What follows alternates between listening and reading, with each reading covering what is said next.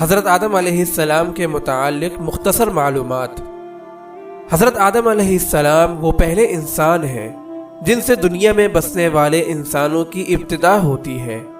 اللہ تعالیٰ نے ان کا خمیر تیار کرنے سے پہلے فرشتوں سے کہا، ان قریب میں مٹی سے ایک ایسی مخلوق پیدا کرنے والا ہوں جسے زمین میں ہماری خلافت کا شرف حاصل ہوگا۔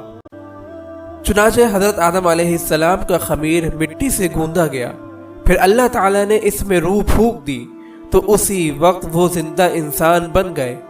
ان کے سامنے فرشتوں کو سجدہ کرنے کا حکم دیا تو تمام فرشتے اللہ تعالیٰ کے حکم کی اطاعت کرتے ہوئے سجدے میں گر گئے، مگر شیطان نے اپنی بڑائی اور تکبر کی وجہ سے سجدہ کرنے سے انکار کر دیا اور کہنے لگا، میں اس سے بہتر ہوں کیونکہ آپ نے مجھے آگ سے پیدا کیا اور آدم کو مٹی سے پیدا کیا ہے۔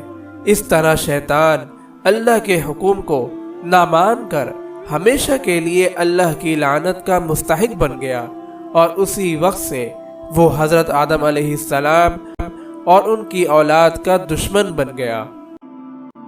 اگر آپ اس صدقہ جاریہ میں شامل ہونا چاہتے ہیں تو چینل کو سبسکرائب کریں اور لائک اور شیئر کرنا نہ بھولیں۔